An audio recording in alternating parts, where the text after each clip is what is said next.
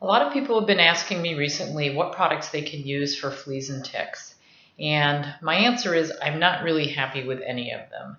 And for my own pets, I don't use any topical products at all. If I'm going to be in a very high tick area, then I might take some essential oil spray to use on my dogs.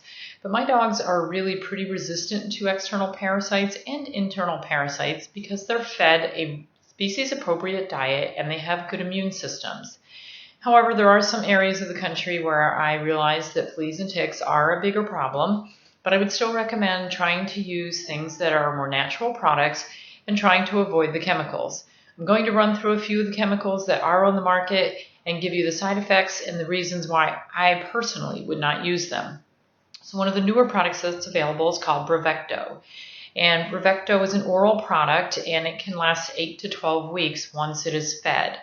It is not to be used on animals under 6 months old, cannot be used on cats, and the dogs have to be at least 4.5 pounds in order to be given the product. It takes 2 hours to kill fleas and up to 12 hours to kill ticks, so it is not going to repel, it is only going to kill the parasites once they're already on your pet.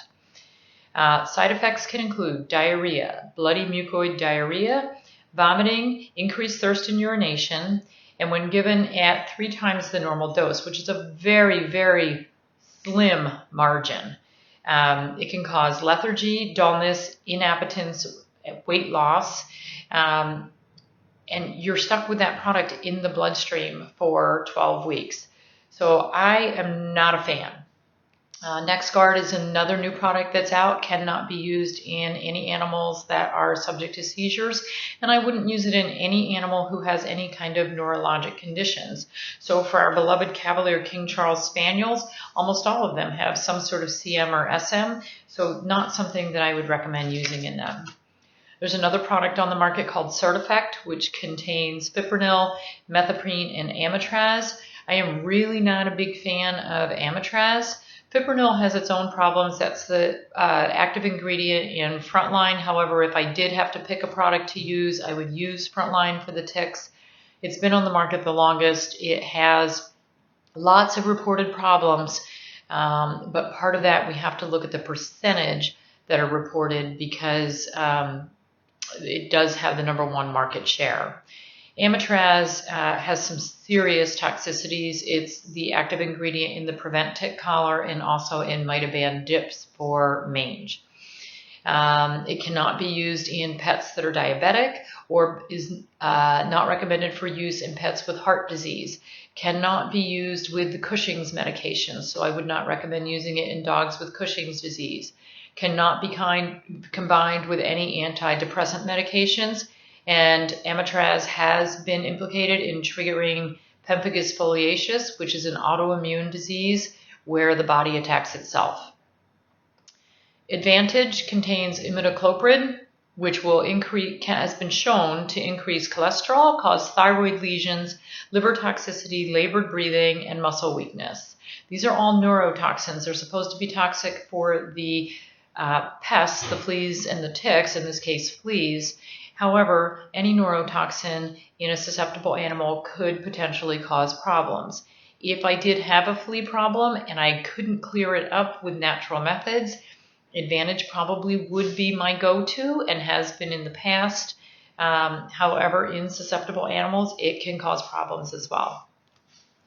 Proheart 6 is the 6-month injection for heartworm preventative. It contains moxidectin. Moxidectin has been used for horse deworming for a lot of years and has killed a lot of horses and caused a lot of problems.